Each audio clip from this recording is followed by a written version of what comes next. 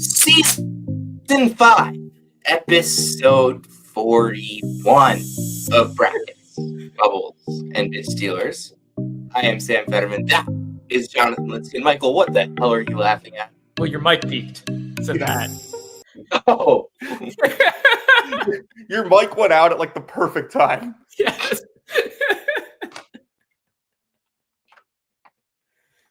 Let's go. Let's start. Michael DeRosa is here.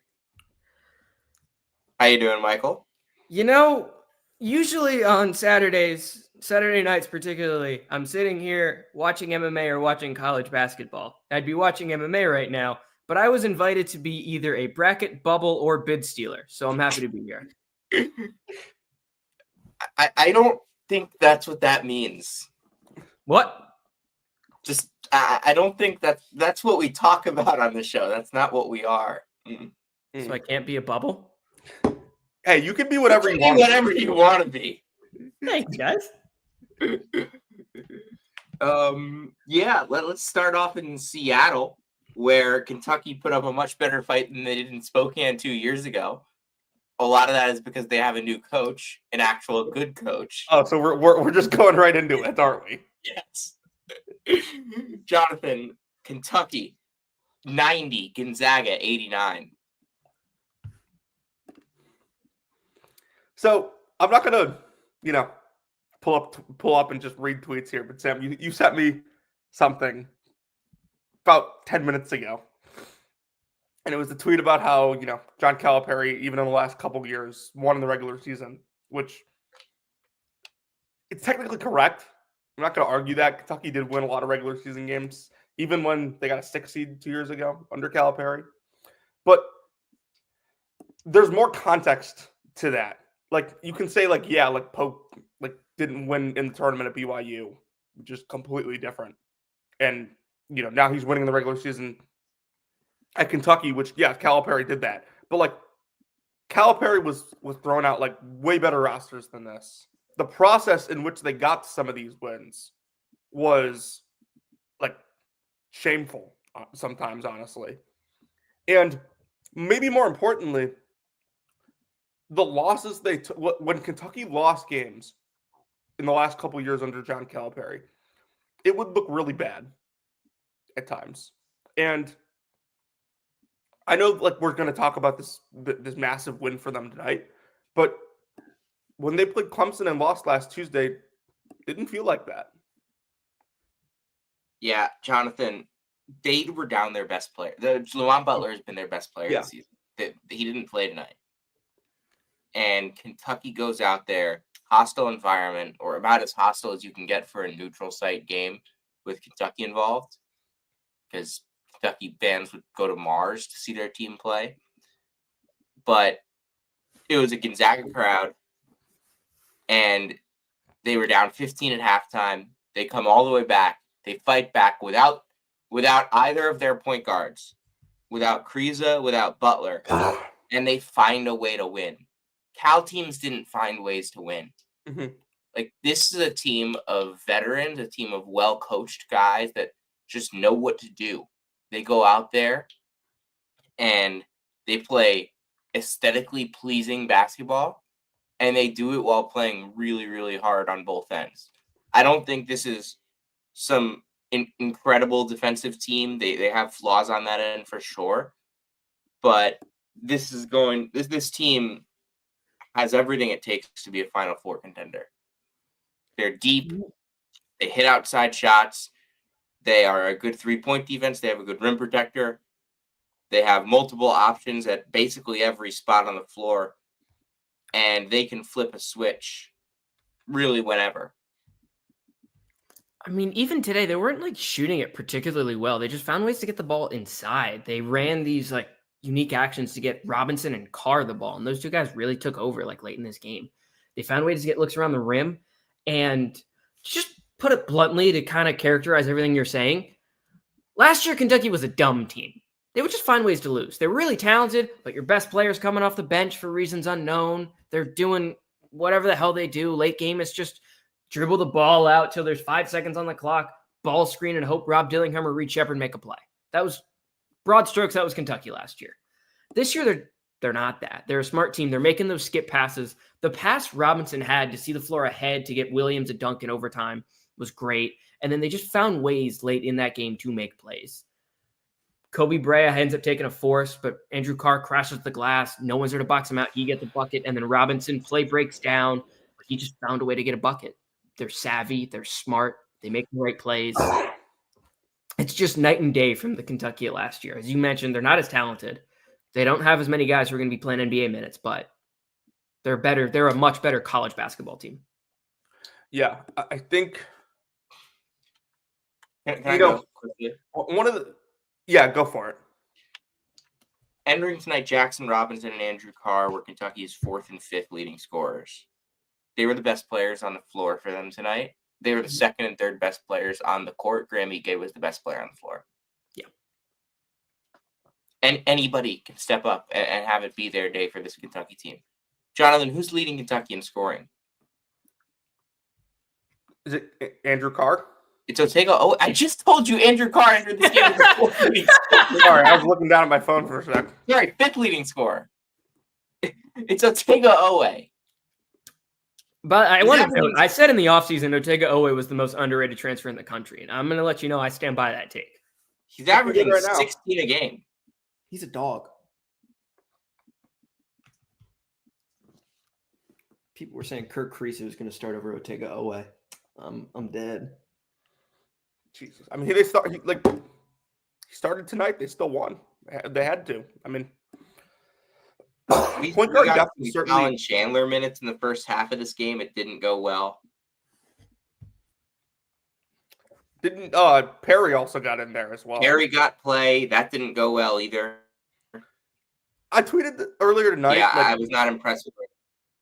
I think They need Lamont Butler long term because if they want to play as fast as they do offensively, they can't be an 8-guy team. They need a 9th guy, and Butler is that 9th guy because I thought Chandler would certainly be able to be the 9th. Would be able to be on the floor for them. He just hasn't. Just straight up, not yet. Maybe in January. Yeah, it's just impressive how resilient this team is. Like, it's just not something you saw in the last couple years. Down arguably your best player, basically in a road environment. I know there were a lot of Kentucky fans there, but basically a road environment. Like down 18 at the half. They got socked immediately. Like I thought the game was over. Kentucky teams in the past would have packed it in. Yeah. I will also say, I don't remember his BYU teams even being like this in a way. I don't. I think Mark Pope. I mean, he's always been a very smart guy, but when he got the Kentucky job, I think he kind of put himself into overdrive and figured out, kind of looked at himself and said, all right, I have to rise to this job. And really found ways to to make improvements as a coach where he'd been struggling. And I think that really shows from top to bottom in this team. Not that he was a bad coach at BYU. He did a great job. But there were some spots where I kind of thought that team was a little gimmicky. There's nothing gimmicky about this Kentucky team. It's a smart team, and the way it was constructed, that even though they're not like a particularly great defensive unit, Pope's BYU teams were not very good defensively because he's recruiting Utah-based white guys. We'll call a spade a spade. That's just how it is. This year, you go in the portal, you get Amari Williams, CAA Defensive Player of the Year, 2 or 3-time Defensive Player of the Year. I think it was 3. Even I was wrong. Awesome. Yeah, 3. Yeah, Lamont Butler, one of the best point guard defenders in the country, and Otega Owe, a defensive menace. All things considered, they went out there, they identified defensive transfers who would also fit offensively into their scheme. And it just works. This team was constructed smart. They play smart. Everything about them is just smart. Yeah. I mean, it's just nice to be able to watch a Kentucky team again that plays very organized basketball, and you're not questioning every single in-game move that the coaching staff makes. I mean, yeah, go back to last year and go back to the way that Jonathan and I would talk about Kentucky and compare it to the way we're talking about Kentucky right now. Mhm. You can go back further than last year. You can go back to season 3 of this podcast, which, granted, there were not quite as many episodes, but you'll definitely see the way we talked about that Kentucky team. Maybe not season 2, because I really liked the 2022 Kentucky team. That team was good. That team was good. They had the National Player of the Year. Mhm. I wonder if Kentucky fans still think he was the problem. I'm not stepping for a Big Blue Nation. Y'all got that one. I need to do that. Listen, if you really want to understand that, where we're coming from here, go watch the way we talked about Kentucky last year, and go watch either the way we're talking about Kentucky right now, or the way we've talked about Arkansas this year. Oh my God! Speaking of Arkansas, they were down at halftime to UTSA today. The Fighting Primo Spearses.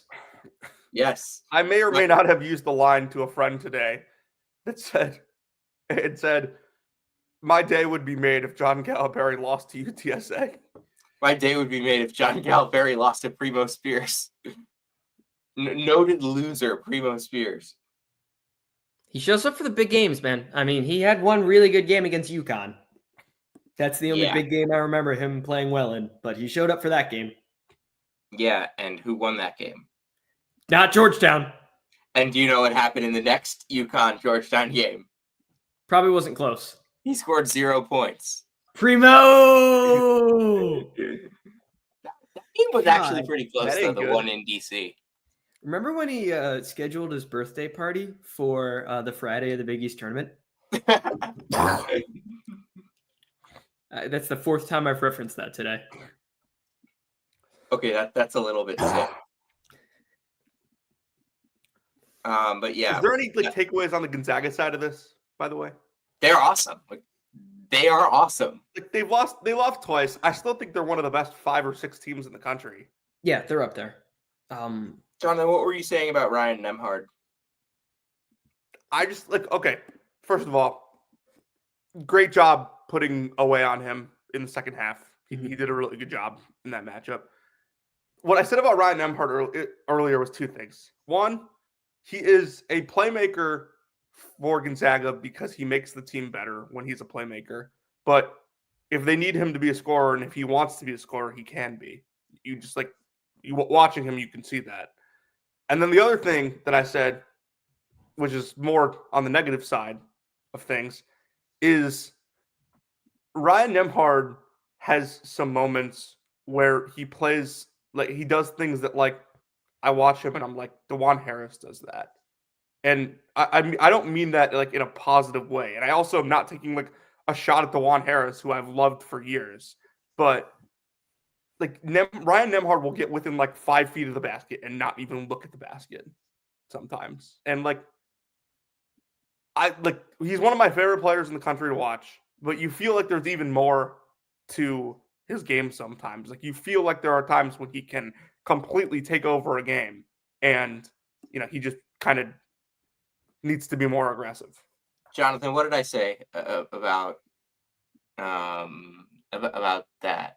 I said DeJuan Harris is the Mady Sissoko of Ryan Nembhard's. And I told you need to tweet that during the Mizzou-Kansas game tomorrow. What time is that game? Noon. Well, 1 Eastern for you. I will not be watching. That's a shame. I have a game at noon. Patriots football, baby. What? The Fighting Drake Mays. No, will not be watching that either. I have the Syracuse women against Notre Dame at noon, and I have the then I have the MAC. Kansas 85, Mizzou 64. Kansas 85, Mizzou 4. 4. It's giving us a lot of credit. I think Mizzou scores at least 6. I think you went too low there. Yeah, I mean, It's possible. Going back to some of the other games from today, Wisconsin was shooting the lights out in the first half. They looked really good. Max Klesmit was hitting shot after shot. And then second half, Cam Jones turned it up. Marquette 88, Wisconsin 74. Marquette is 9-1. Their only loss is at Iowa State. They will go to UD Arena a week from today, Jonathan. How good is this Marquette team? I mean, good enough to get a 1 seed. Good enough to win the Big East regular season. Good enough that they should be the favorite in the Big East right now. I mean, They were plus 550 like a week ago. Ridiculous. They're not anymore. You mean before Maui? I think it was after Maui, honestly. No. Yeah, I think I conferences are weird, man. Yeah, like it was that line. It was off. It was way off. Yeah. Did you take it? I did. I definitely did. Smart man. They're the best team in the Big East by far at this point. There isn't a close second right now. Maybe someone emerges. St. John's is good. Like, listen, UConn has problems. St. John's is good, but we know what their flaws are at this point. Yeah. Well, I will say about St. John's, not only do we know what their flaws are, they know what their flaws are, which is a good thing. Yeah. I mean, it doesn't help that they're doing this on-again, off-again thing with Davon Smith. Is he allowed to play? Is he not? And then when he's playing, then you take Kadary off the ball, and Kadari's offensive skill set off the ball is bad. Not good. Yeah, there's a reason that he left Syracuse. Yeah. Boeheim basically said, look, we're not going to play you on the ball, and you're not an off-ball player. Yeah. But, get out of here. Joe Girard. You're going to yeah, my God, that Kadary Richmond guy wouldn't fit in the zone. Oh, no, you can't have him there. Yeah, you can't have the long, athletic 6'6" guard in the zone. Instead, I need the 6'1" dude who can't defend a nosebleed. But if you go and watch I was about 20 feet from the guy who made that decision today.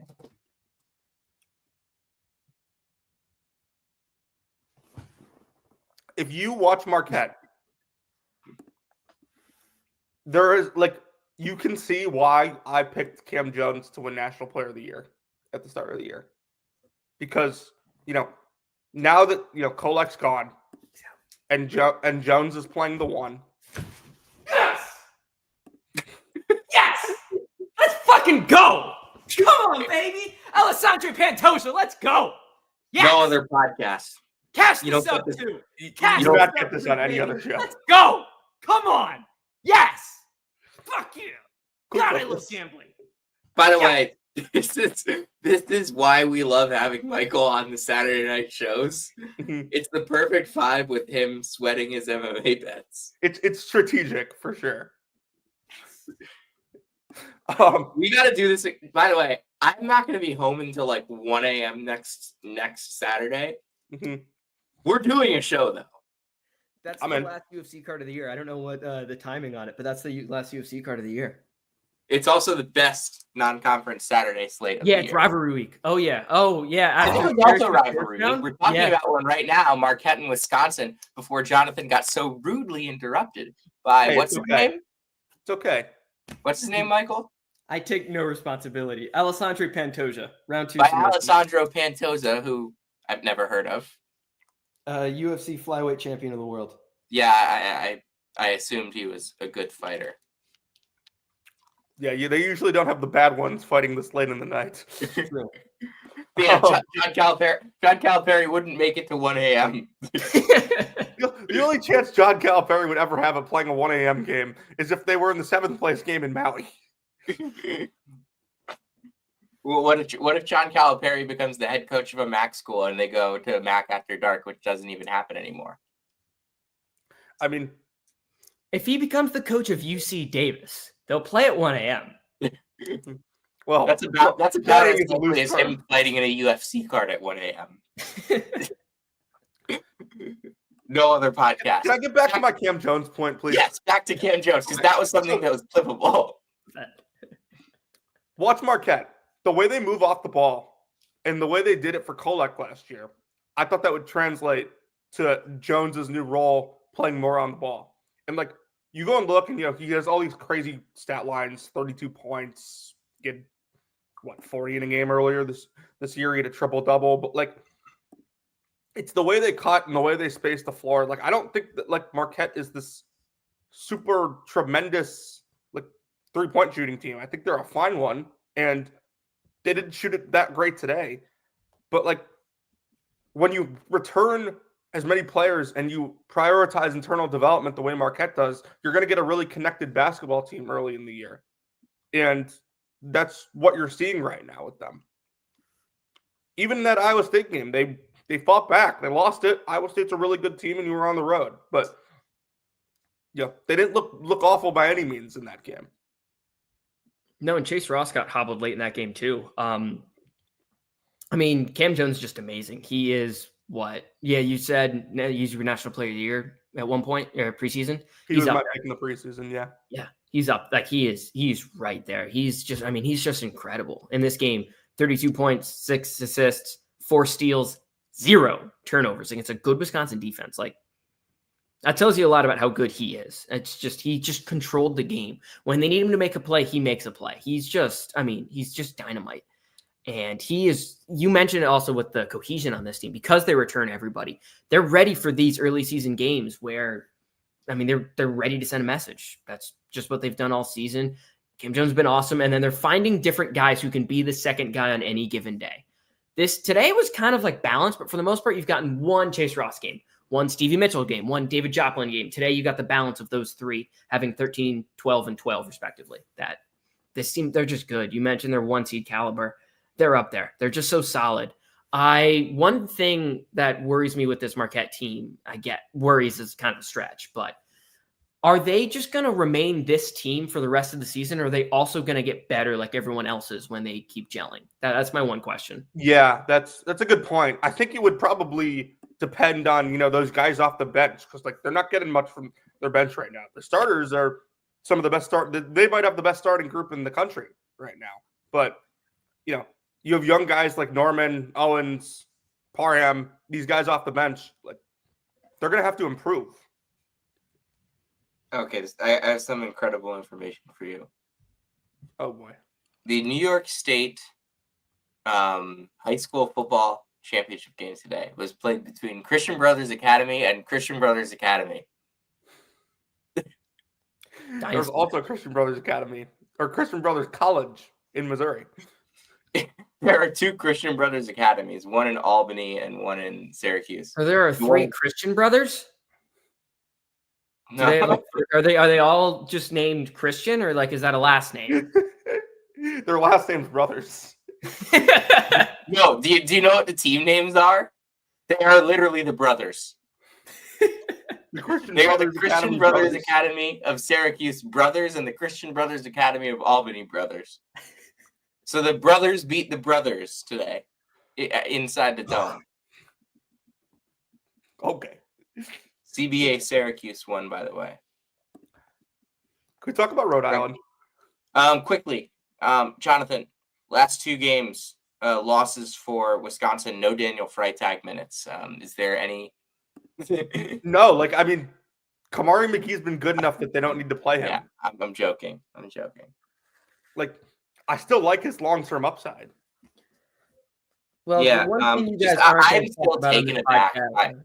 I'm still taken aback by like how different this Wisconsin team is from like not necessarily how much better or worse. Like obviously they're a lot better, but like just shocked at the difference of what we expected Wisconsin's like rotations to look like and what their players look like versus what they do. Yeah, overall, like I kind of said in the offseason, like, yeah, this roster isn't great, but like they'll probably figure out a way to be okay. And like, yeah, they've been more than okay. I'm still not sure. Okay, just kind of looking at this last week of games, they lose to Michigan, they lose to Marquette, they go to Illinois coming up on Tuesday. That's probably going to be a loss. Yeah, they're going to sit at 8-3, and then they're going to have a big litmus test where like you can't lose to Butler. Game's in Indianapolis. That's at Gainbridge, just down the road from me. And the narrative that you guys aren't going to talk about, so I'm going to hit on it right now. Oh God. Butler revenge game versus Cameron Hunter, who was once committed to the program, then decommitted and returned to Central Arkansas, where he got hurt last year. Re-entered the transfer portal. Did Mata recruit him? Mata did last. Okay. Yeah, he was going to be the point guard instead of Posh. I don't remember that at all. He committed to Butler for like 3 days. No, again, I think I would remember that. I do not remember that at all. Oh, if you want, you want to play this game, Samuel? You want to play this game? I'm not saying it didn't happen. I'm not saying it didn't happen. I'm just saying this sounds like something I would remember, and I just straight up don't. To be fair, like we didn't really follow recruiting like we do now a couple years ago. Dude, this was like a year and a half ago. Yep, accurate. I'm just saying I would like to see this because I do not remember it. DM Sam Fetterman. And then Jonathan Lidskin. And in both your DMs, there will be a picture of Cam Hunter's commitment edited Butler. April 9th, 2023. Okay. Nice. Okay.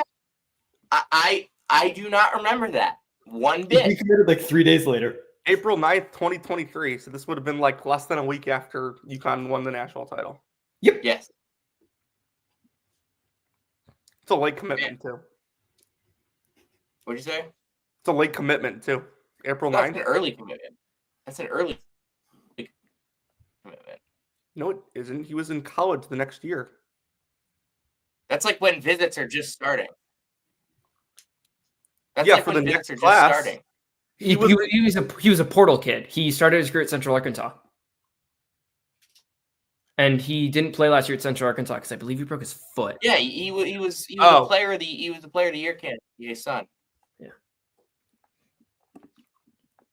I misunderstood that. That's on me. Happens to the best of us, you know. Hey, not all of us can be Michael DeRosa. Can we please talk about Providence? Floor's yours. I don't think I want to talk about Providence. I want to talk about Providence, and I'm the guest here. So, Jonathan, the floor is yours. You just acted like the host. How did we? I'm trying to process my thoughts here. How did we miss-eval this team that bad? Like terrible. I don't think this is just Rhode Island being amazing. No, they're not. It's not. It's not. They're not good. Kim English, like, get ready to learn. Maybe not English, buddy. Get ready to be Kim Chinese, buddy. I mean, like, because like I listened to the CBB Central pod last year, and Brad would talk all the time about like how frustrating the Providence team was to watch. Like, I kind of got it, but like I thought Kim English's culture was good. Mm-hmm. Kim English looks like a disaster this year. Listen, it's the 10 games in, they're 6-4. It has not been good. They did just beat BYU earlier in the week. So like, yeah, but if you thought BYU was going into the dunk and coming out with a win, John Calipari could be coaching Providence and they would win that game. They are a projected 2-point underdog next Tuesday at DePaul. That's short. And I know DePaul is like much improved, but like, come on. This Providence team, one, Kim English is, you want to hear a fun stat? I got a couple Kim English stats for you. One, Kim English has never finished above 5th in a conference. That includes the A10. Yes. Two, Kim English has never coached a top 100 offense. That will not change this year. They couple portal misevaluations, particularly at the 5. They jumped on Creased, and at one point, at one point, we had the highest turnover rate in the Big East. Sam, say the line. What was the line again? If every single fan in a fan base thinks the guy sucks, if every single fan in a fan base thinks the guy sucks, he sucks. Creased sucks. Every St. Joe's fan talked about how Creased was not helping that team. Mm-hmm. Well, if you use this site called Evan Maya, he like DMs me a couple times. Like, I don't want to say I'm in, but like I'm in. Creased was a net negative. Yeah, he moved he up. was just straight up. I don't know. How can you be 7'1" with that skill set and that strength and suck? His pick and roll defense, he is just put him in a pick and roll and you're getting at least 2 points. Mm-hmm. Look, Oswin isn't ready. No. I love his long-term upside. He's not ready. Agreed. The guys off their bench, like Rich. I never thought Rich Barron could play at Providence. He was a George Mason commit. I saw him play in person. I never thought that kid could play at Providence. It's just like where do you go from here? Like your guards are The turning it transfer over- portal, if you're your a guards are Providence turning it player, over a lot. Like, I think Bryce Hopkins is going to help this team. But this is not a Bryce Hopkins problem. Like, Bryce Hopkins doesn't fix the problem. He just kind of helps you maybe win a couple more games. This is going to be a bottom half, no doubt. Probably, like this is not one of the honestly bottom half of the Big East is going to be bad this year. Like, I wouldn't be totally surprised if Providence finishes behind like Butler and in line with DePaul, like given what we've seen from DePaul this year. Yeah, I mean, like they turn it over a ton. They don't force turnovers. They're playing lethargic, so slow, Yeah. and it doesn't feel like it's methodical. It just feels like they don't know what they're doing. And like as good as Bryce Hopkins might end up being for you as the season goes on, he's not going to be what Devin Carter was last year. I don't know. This might surprise people. It's hard to replace the lottery pick that you just inherited. That like wouldn't have even been a lottery pick, by the way, if Hopkins didn't get hurt last year. No. He did everything. On the Rhode Island Devin point, Carter is proving Providence's success is proving why Devin Carter was the Big East Player of the Year. The more we watch Providence play, the more we learn, oh my God, that guy saved them from everything. honestly, though, watching UConn also makes a good case for Tristan Newton. I don't like entirely disagree with that. That's a good point. I can't Okay. argue with that. Moving on to Rhode Island. Jaden House was probably their best player last year. He's been coming off the bench this year, and he's been an inferno off the bench. He was an inferno off the bench today at 18 points. But the fact that they got a working Sebastian Thomas in the backcourt, like I think that might be the player in college basketball next to Thomas Sorber that I was most wrong about this year. It's not even just working. He's been a star. Yeah, he's an all A10 player. And then a guy in Jamarquis Lawrence who can really impact the game on both ends as a ball handler, as a ball stopper, and even sometimes as a shooter. I mean, he's shooting 35%. And then David Fuchs was a guy who had a big freshman year last year, and we kind of all thought, all right.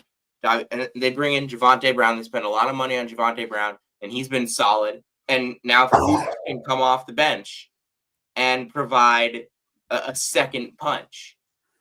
There's having Fuchs and House come off the bench for this team makes a huge difference. I mean, we obviously know how good David Green has been as an outside shooter, just as an overall scorer. I'm not sure how real this Rhode Island team is. I don't think they're an at-large threat. They are not going. Like, this is going to be their marquee win in the non-conference. They will most likely go into that Temple game at Mass Mutual Center on December 21st at 11-0. They are probably going to win that game too. there's a good chance they go to Duquesne on December 31st at 12-0. Which means there's a good chance they host George Mason at 13-0. Like, yeah, I don't think they're an at-large threat just because of the nature of the A10. These teams all kill each other. Last year, St. Joe's, who was like the 9 seed, beat Loyola, who was the 1 seed. The 6 seed and 5 seed played for the title game. It was an upset, but like St. Joe's was just as talented. Yeah, the 6 seed and 5 seed played for the title game. The 6 seed won a freaking game in the NCAA tournament. Like, yeah, the 6 seed was an an 11 seed. Like it's hectic, but this Rhode Island team's playing really good structured basketball. Sebastian Thomas has been one of the best passers in the entire country this year, and we owe him a rightful apology. I mean, this is just such a huge difference from what he was 2 years ago at Rhode Island, and honestly, he's been a significant amount better than he was last year at Albany. Like, he was not making these types of plays. He was not seeing the floor as well, and he was not shooting 35% from 3. He went 3 for 5 from deep today. He shot 30% last year from deep. Sebastian Thomas has been terrific this year. One of the best point guards in the A10. Don't you just love when guys move up a level and somehow still get like significantly better? Oh my God, who was I about to say for that? Yeah, I didn't have like an example off. Oh my God, I literally was thinking about this today. Oh, Juju Murray. Yeah, that's a good one. Elijah Hawkins from Howard to Minnesota too. No, but he was awesome at Howard. He was also equally awesome at Minnesota. No, he was better at Howard. I mean, he was second in the NCAA in assists last year? Oh, for some reason I thought he was like 18 a game at Howard. He was 13 a game. No, he was a star last year. Yeah, he was. But quickly on this URI team, because I got like 30 seconds. I'm going to give you 30 seconds and start the timer. Go. David Green, very good. He was the difference in this game. They posted him up quite a bit when he was getting matched up with either Jabri Abdur-Rahim or just some of the other small guys. He would turn, get a quick bucket. That's kind of what propelled URI on this run, which ended up allowing them to put the game away. One really cold shot from Sebastian Thomas too. That was cold to end the game. But I'll fade Archie Miller long term. I don't think this team makes the NIT, let alone the NCAA tournament. Okay. Yeah, 22 seconds, by the way. Within the time frame. I don't mind that take either, by the way. Like it's just a little interesting to hear right now. It's bold for sure with the way they've started the season, but this is the A10. St. Joe started the season really well last year and was 0-5 in conference to start. Jonathan, we had another Duquesne was 0-5 in the conference to start. Yeah. Jonathan, we had another in-state rivalry game today. That was closer to the south or in the middle of the country. Well, definitely culturally south, but geographically kind of Middle East. It's time for a Valley update. Ooh, okay. So we did this the other night. Do you know what I'm talking? Do you know what game I'm talking about? I watched this game. I know exactly what you're talking about. I mean, Michael DeRosa giving the Valley update. Michael, dude, let Michael do this. Yeah, you're talking about Belmont, Middle Tennessee State, right? Yes, I am. Yeah, I watched this game actually. Oh my goodness, I was not prepared to talk about this game at all. Yeah, I like the way Belmont plays. They're able to play differently with Jonathan Pierre. He gives them a different look. I didn't think Belmont shot it particularly well in this game. And frankly, I was watching this game. I think you guys know why I was watching this game. I had someone -3, so I got a push, which was really annoying. Belmont went up big in the second half, and they just really couldn't hit shots. Middle Tennessee State kind of grinded their way back. And it was a greasy game towards the end. I don't remember who the kid was off the bench, the IUPUI transfer for Middle Tennessee State. He had a couple Jalen clutch Counter. Jalen Counter, thank you. Yeah, he was good. And then Belmont just made enough free throws to win. I think Belmont's a well-coached, solid team. And actually, to prove I watched this game, at halftime, they interviewed a player on the Belmont women's team because the Belmont women's team also beat Middle Tennessee State today. So we're going to shout out Emily LaChapelle. I'm assuming that's how you pronounce her name. A Marquette transfer. She had a season-high 26 points on 70% from the field. So shout out to Emily LaChapelle. Valley update. Beautiful. That That was impressive. couldn't have been done better. By the way, there was like an actual Valley game that went on today, and my apology for I didn't watch this game, so like I don't have any actual analysis, but I will say that my apology that I issued for Missouri State may have been a little premature. They lost at home to Indiana State, who has frankly not been very good this season. So, they're not exactly healthy right now. They're missing a starter who Konzo Martin said should be back soon. But, Konzo Martin also said Konzo Martin should be back soon in the high majors. To be fair, he's usually right. But yeah, on Belmont, we had Casey Alexander on this pod last year. We love him here. They do great stuff at Belmont. Not gonna lie, when they lost to Furman on that first Friday of the season, I was a little bit concerned. I didn't think that Furman was going to be that great, but Furman has looked excellent, so that loss doesn't look too terrible anymore. The only other loss is on a neutral to Loyola Marymount. Otherwise, they started 1-0 in the league. They got wins over Middle Tennessee, Lipscomb, two pretty good mid-major teams. So, yeah, Belmont looks to be definitely a potential top 5 team in the MVC again. It's always tough in the middle of that league, but yeah, this is a good basketball team. Jonathan, there was something you mentioned. Oh, no, yeah. Coaches that we've had on the podcast. It was a big day for somebody exercising some demons. Yeah. The last 2 times that David Riley was at Idaho Central Arena, he lost in the first round of the Big Sky tournament. Today, before I even knew this game was happening, or before I knew that it was on national TV, it was 30-12 Washington State. They blitzed them. Totally. I didn't get to watch the first 12 minutes. But, I mean, Boise State was just jacking up shot after shot. They couldn't penetrate on this Washington State defense. And LeJean Watts. LeJean Watts is this team's best player right now. I know how good Cedric Coward is, but they're playing well. They're playing incredibly well without him. LeJean Watts is this high post, physical trigger type guy that can just do everything from that spot.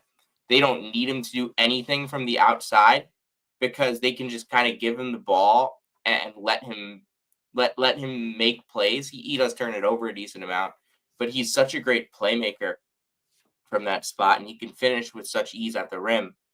He's electric. I love LeJean Watts. I loved him at Eastern Washington. I wrote about him after his first college game last year. And this Washington team, this is a team that has built up an at-large potential resume without their best player over the last week. That is unbelievably impressive. Cedric Coward will be back for this team. He will. Who knows when? But he will be back, I think. I'm like 85% sure about that. Yeah, I don't know. I don't know if there was anyone in the country that had a better week than Washington State. Monday, they win a road game at Nevada. Today, they win a basically road game. And by the way, they were Boise. They dominated that Nevada game the whole time. Mm-hmm. And they dominated this game the whole time. It was not close. It didn't get closer than like the final score in this game.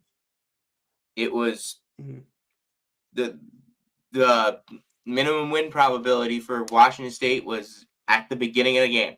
It never dipped below 88% in the second half. I haven't watched any Washington State this year, frankly. This is around the time when there are teams that I just mark as I didn't expect them to be good. Then they're good. Then I'll start catching up. So I haven't seen them.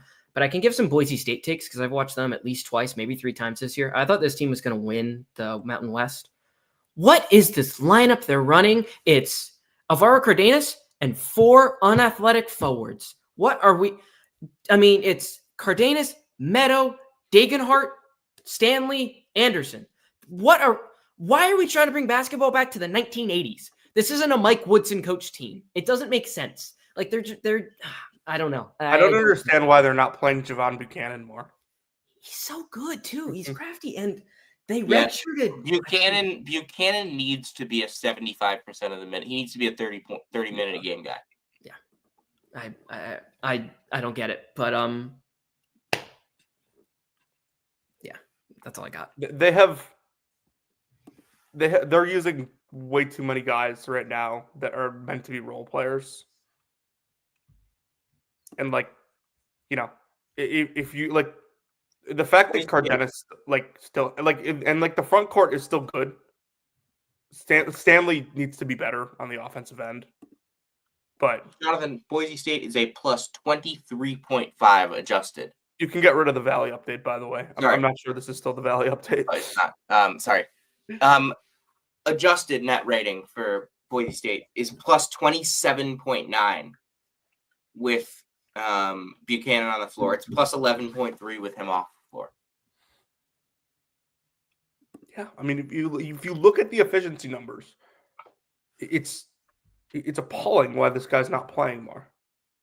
Yeah. He's not turning it over either. He is plus 18.5 on off. This was not a team designed to have a super deep bench, but he's playing it like it is. He has actually been pretty solid. He's been really good on the defensive end, according to his BPR numbers. RJ Keene is all right too, but like, man, I don't like Dylan Anderson. I think Omar Stanley was really good as a 5 last year. I don't think you need to force Dylan Anderson into that role. It's also the fact that like Dagenhart is having a terrible year shooting from 3. Oh yeah, and I mean he's not a shooter. Like he's not a great shooter. He's not a shooter, and he's not a 3, and they're running him at the 3. Mm-hmm. He's a 4. He's a 4. Yeah, I mean their lineup should be Cardenas, but honestly, I want to see Bowie. Yeah, I would like to see Bowie. I thought when they brought in Dylan Anderson, it was literally just to have like a bigger body off the bench. Because Stanley can guard 5s, but he's 6'8". And that's kind of what Anderson has done. He's only played 36% of the minutes. But like, give me Cardenas, Bowie, then Keener, Cardenas, Bowie, Buchanan, Dagenhart, Stanley. Give me that lineup. That's 5. Great. That is their third most frequent lineup over the last 5 games. 8.4% of the minutes. Yeah, like Meadows. I would like to see that 12% of the minutes at least. Yeah, Meadows fine off the bench because he hits 3s. Yeah, Meadows a good bench guy because of his shooting. Like we don't need to be like, we don't need to be bringing in like RJ Keene to, like, Keene is not do anything. Keene isn't horrible. Keene is a good defender. Yeah, but this like wasn't built to be a defense team. No. And they're like kind of treating it like it should be. Yeah. Another in-state rivalry, another area rivalry. We'll go to Stanford and Cal. I watched a little bit of this game, man. I just where did this Jalen Blakes is really good. Like, this is a legit point guard. Stanford have Christmas break yet? Yeah, we're not even at Christmas break yet. Like, imagine how good he's going to be once he gets that bump. Yeah, I mean, I'm glad he found a good place for him. Like, he wasn't going to play. Do you know what he's averaging? Got to be, I mean, what, 13 and 4? 16, 4, and 5. Ooh, wow. 47% from the field, and he's not even shooting the 3. I mean, he's not a 3-point shooter. No, like, he's been shooting 3s. He's not making them. Yeah. He is shooting 59% inside the arc. Like, listen, when I put Stanford in my top 100, it was like basically just like, I trust Kyle Smith. He'll figure it out. And like, so far that's what it is. like you look at this roster, it doesn't have like the biggest names outside of Reno, who's going to be an all-conference guy. Reno's awesome, by the way. I watched this game. He was hitting shots. He was doing everything. He was swatting everything. I don't know. I think a guy who was averaging 22 and 12. I think he's a bum. I'll say it. That's a joke. Jesus Christ, he's averaging 22 and 12. I didn't even realize that. If Kyle Smith thinks a guy is good, he's probably good. He's one of the best evaluators in the sport.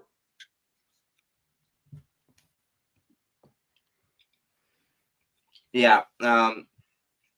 What's our kind of like Idaho and making them NBA players? What's kind of like our overall concern level on Mark Madsen at Cal? Like, I thought they would be good last year. I thought that roster was good, and they won 13 games. I saw him coach in person earlier this week. I was a little concerned with how he handled that second half. Like, oh, you say you're concerned about the way he handled a halfway? It wasn't just like the way. It wasn't just how well Mizzou played. It was like I didn't feel like he was doing enough to try to slow down that run. Mizzou was down 18 in the second half, and it felt like they were back in the game very quickly, just because Madsen didn't call a timeout quickly enough, and Mizzou made some good adjustments, and I think everyone understood that, but Cal had no counter once Mizzou got going. Yeah, I will say Cal's not the easiest place to win, so he definitely gets a decent little leash. But yeah, I haven't watched him to Cal last year, and I definitely bought into them a little more than I should have last year. So yeah, there's definitely a little more concern than I would have expected at this point. Mm-hmm. Big Five? Mm. It's back-to-back, by the way. Back-to-back Big Five titles for the St. Joseph's Hawks. A hawk will never die, but I will. I will stop flapping. I know none of you want to see that. Xavier Brown was really good. Eric Reynolds was good. Did this count as a conference game? No. Okay, because Ken Palm says it does. It does. I didn't think it did, but I was just making sure. Yeah, I mean, Jaleel White wasn't playing. Deuce Jones was great. I think they're gonna get Acker back at some point, but I don't think they need him. I don't think LaSalle truly needs what he brings. Yeah, I guess they could use another bench guard, but McKeithen has been that good. He was not today. He was 1 for 7 from deep. He was 15 points on 15 shots. St. Joe's got Will Lang minutes in this game. Mm.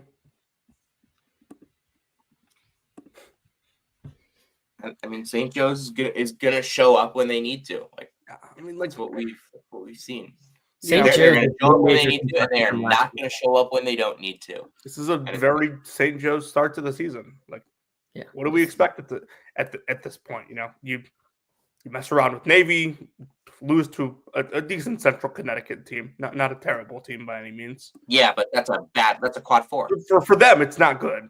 But, you go out and win the Big Five. You beat Texas Tech. You lose to Princeton at home.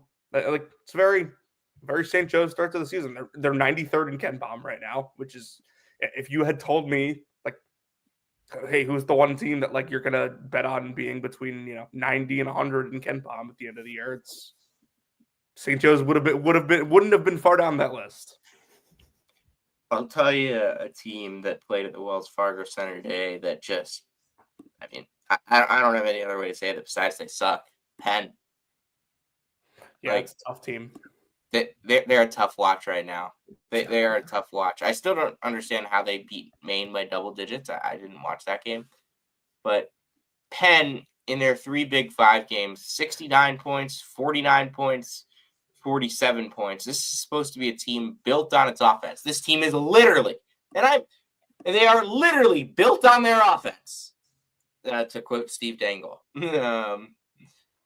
But yeah, they scored 40. Their last 2 games, 53 points, 47 points. You know who they play next? VCU. How do you think that's going to go? I am going to put up 100 in that game. I'll be looking at some team totals for that one. They might not break 40. Yeah. This is a team that is supposed to be an offensive inferno, but Dylan Williams hasn't been much of a playmaker. Sam Brown is not making shots. Ethan Roberts had a rough day today. He's been awesome, but he had a rough day. I don't want to rip on Penn too much. They've lost a lot to the portal last couple of years. Dingle, Perkins. They lost Max Marks to medical retirement a couple months before a season. Lucas Monroe for the portal. I mean, they've had some trouble with retaining guys and just kind of having roster continuity compared to some of the other Ivy League teams, and they are still fairly young, and they still don't really know who they're playing right now. And that's kind of the problem.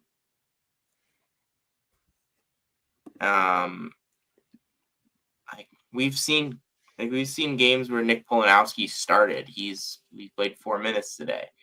Augie Gerhardt he started the first 4 games of the season. He played 4 minutes. Like Michelangelo Oberti got the start the last 3 games. He didn't play for Donahue is just trying to throw something out there and find something that sticks. They have a kid named Michelangelo, Yeah. and they're not winning. Oh my goodness, that's sacrilege. Penn, you gotta step the game up. Come on. No way a kid named Michelangelo can't hoop. Come on now. He's not horrible. He's a freshman, so very young.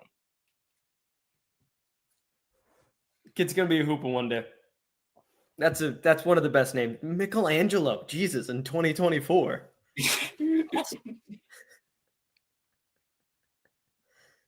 St. Mary's? We should kind of rapid fire unless there's anything you want to. Yeah, I think so too. Yeah, Michigan I mean, Rock. it's like, listen, Morauskas was a good take. I don't think Utah's good. I thought this was a game that St. Mary's should win, whether it's on the road or at home. I mean, did Mike Sheriff Johns get hurt in this game, I have no idea. or did he just get played off the floor?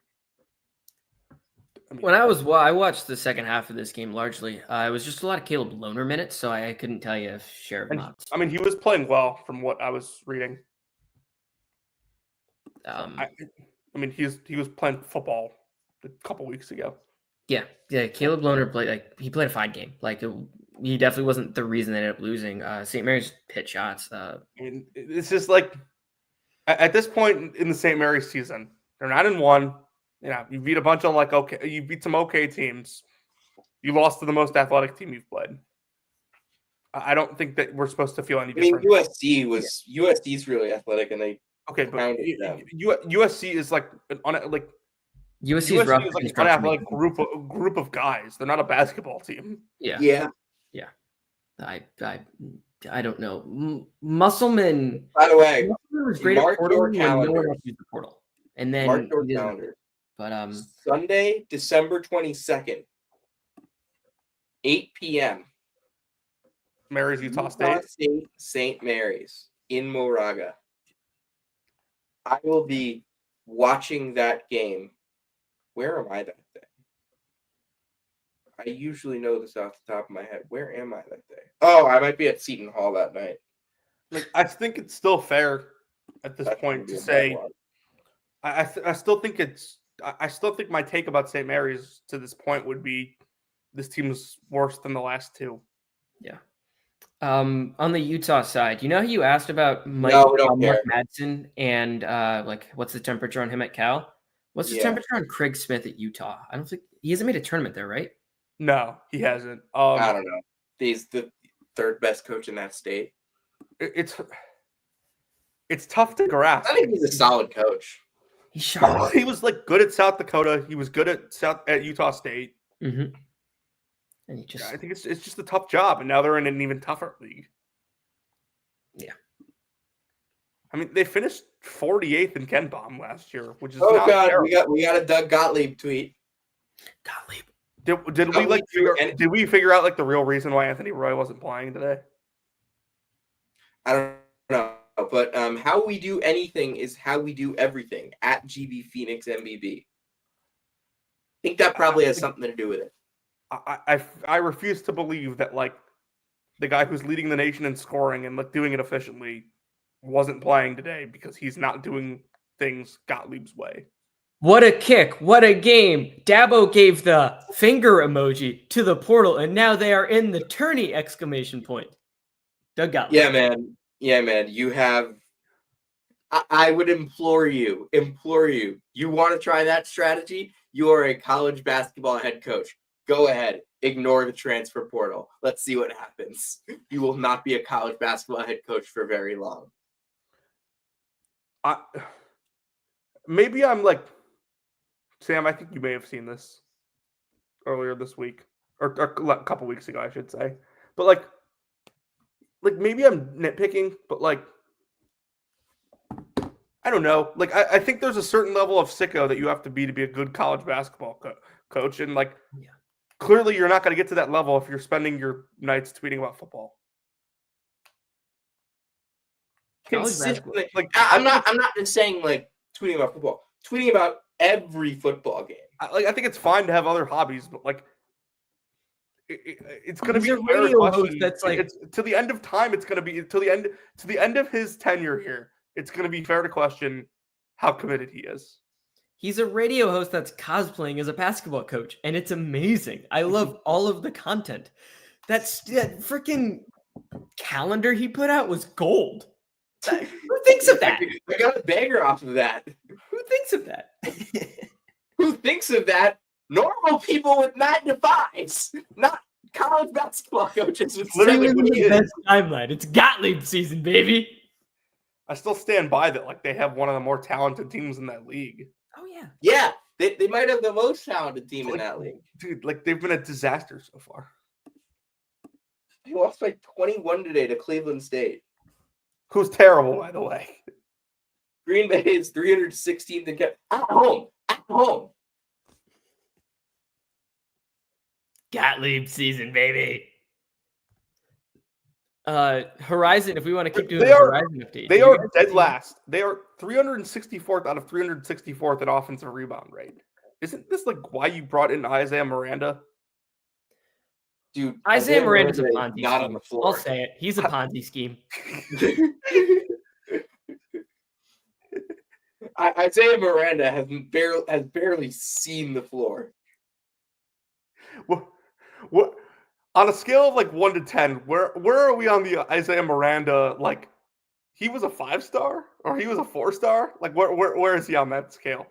10. People were He's putting in, him like, on the draft boards Mucker after he didn't range play a for that single right minute at now. Oklahoma State.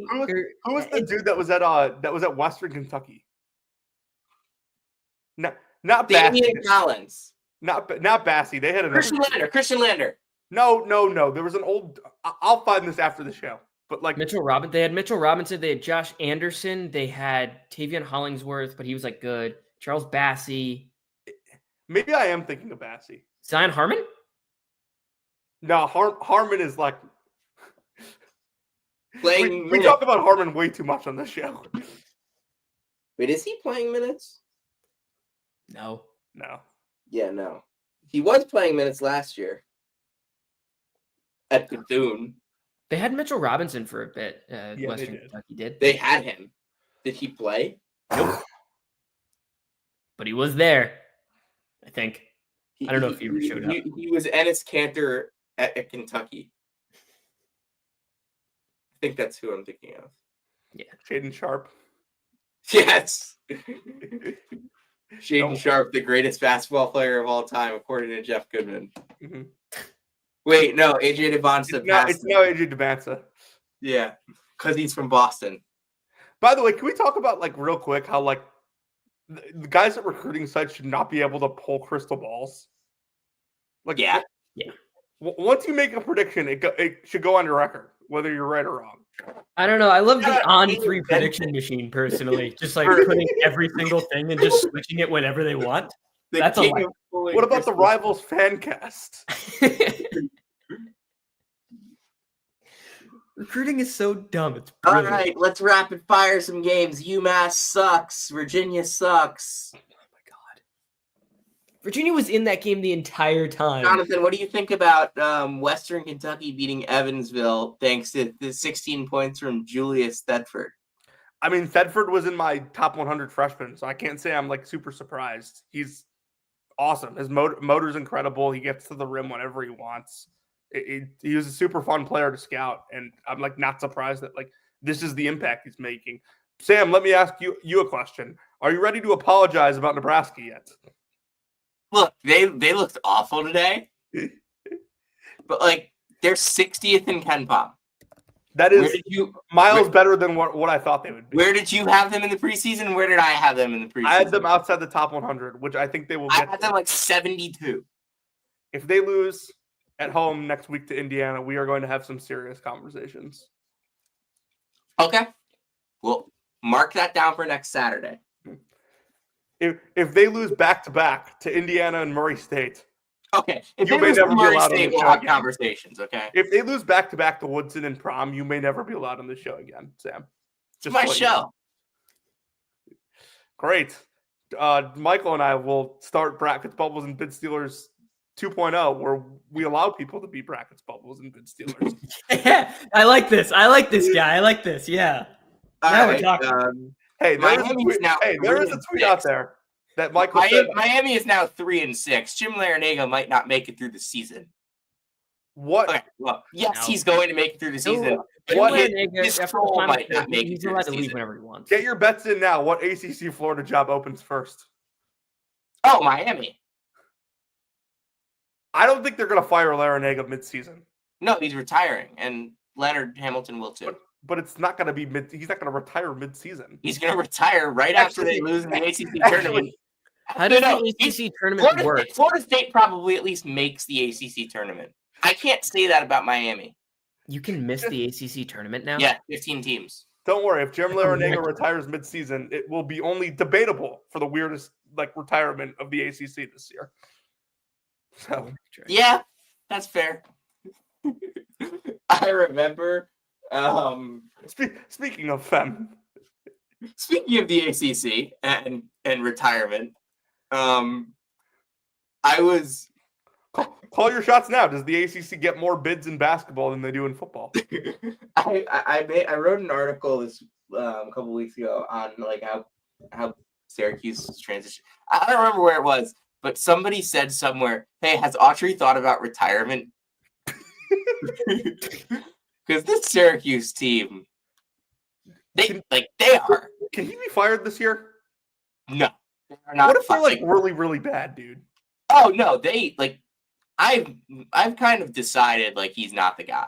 Like In Okay, but, like, in the kindest one thing- terms it's possible. one thing to decide that. Could he actually be fired this year if they're really No, bad? they're not risking that recruiting class. They're not risking Cayenne. Dude. Like- I'm sorry. Like Oh no, it's dumb because they'll go 17 and 15 at best. I think Cayenne's really good. He's not saving that program. Exactly. You get Kine, you get Sadiq White. I don't think they're firing Autry. Cayenne, Like- Sadiq White, Luke Fennell, and Aaron Womack. Oh God, it's Syracuse Albany on Tuesday. You Albany. They hate when you call them Albany. Oh, dude, I'm gonna bleach my eyes.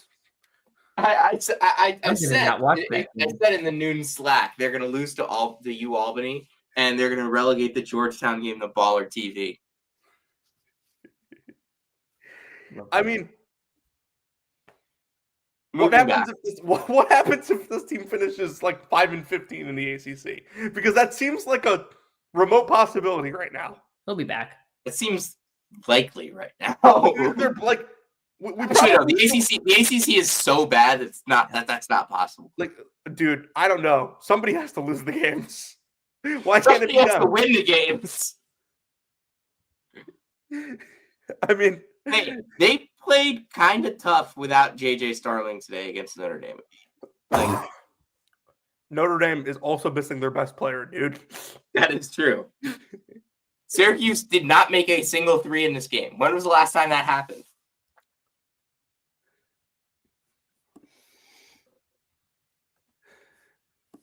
I don't know. I'll tell you if you'll just give me a second. March 2015. It was basically 4 Siena coaches ago. we should. By the way, this is my It was that's Jimmy my, Gatzla's first year at Siena. this is my official like proclamation. We should switch our times to counting everything in Siena coaches. Yeah. Oh, when'd you guys meet? 2 Siena coaches ago. It was 1 Siena coach ago. The ACC currently has 6 teams that are below 100 in Ken Palm, and that is not include, or sorry, 7 teams that are below 100 in Ken Palm. That is not including Miami, who is at 99, Stanford, who is at 83, Miami might as well be 299. and Notre Dame at 80. Florida State might get a bye. The ACC is so back. Oh my goodness, what a lead. I mean, Florida State lost today, didn't they? Yeah, they lost to. They lost to NC State. Oh God. They did. That game went to overtime. They won by a NC State, by the way, 69th in Ken Palm. They might get a bye.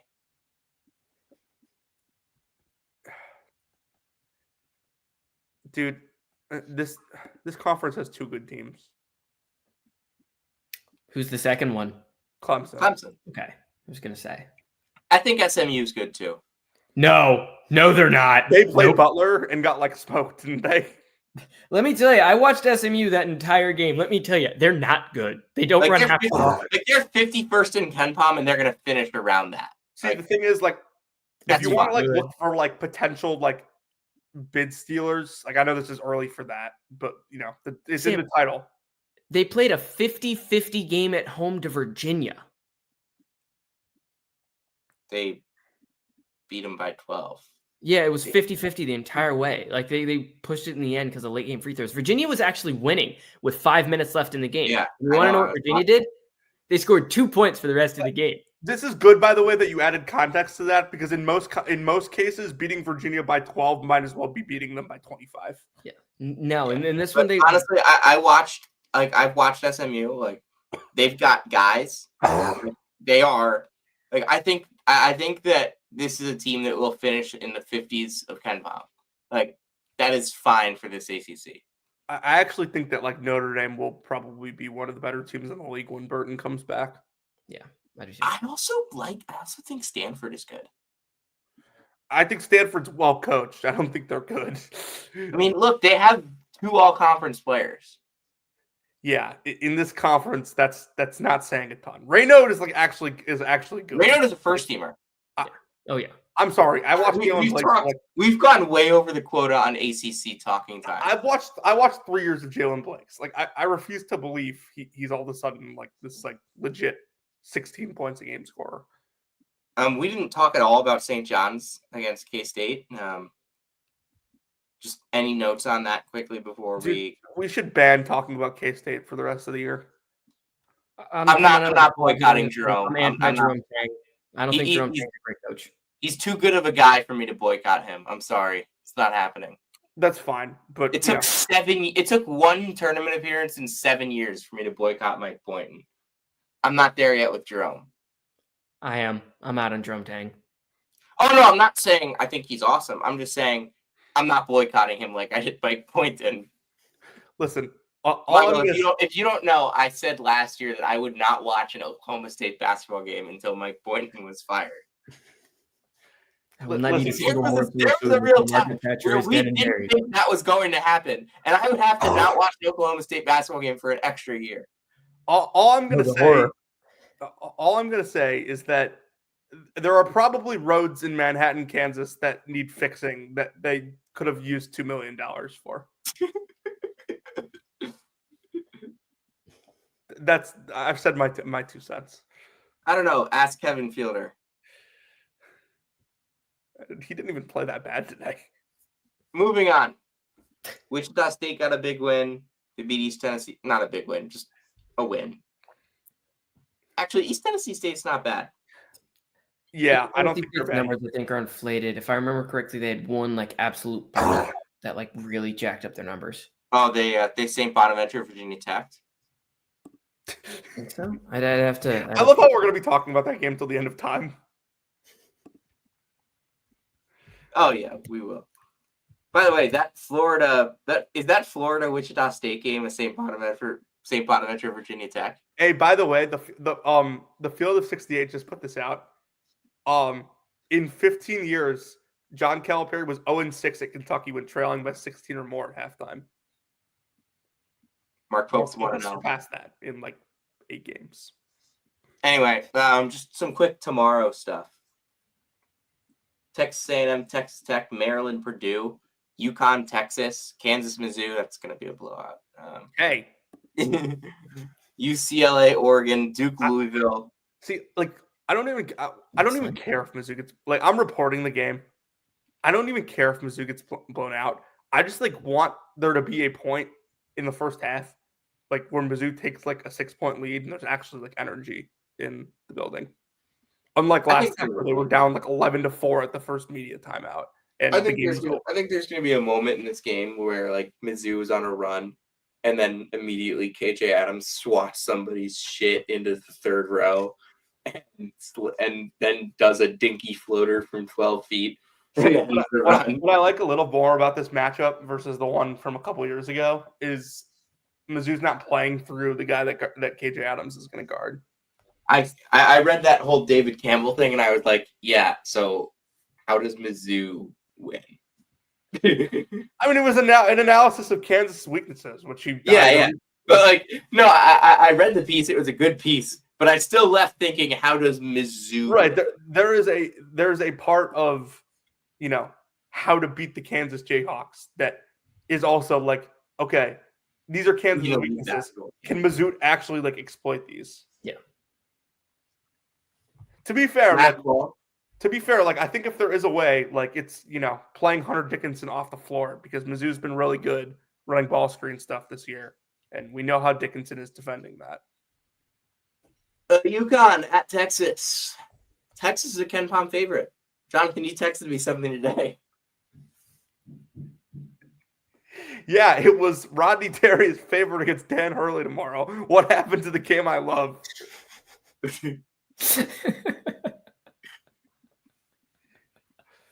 Maryland, way, Purdue. There's more context to this, but Auburn is a 30-point favorite tomorrow against a team that won the A-10 last year, or at least got a split. Richmond stinks. Yeah. Auburn, like I said, there's more context. Way better than Richmond by like 70. Why is Texas A&M still ranked? Texas I A&M. think Texas Tech might demolish Texas. That team, I just don't think Texas A&M is good. I'm with you. I'm lying.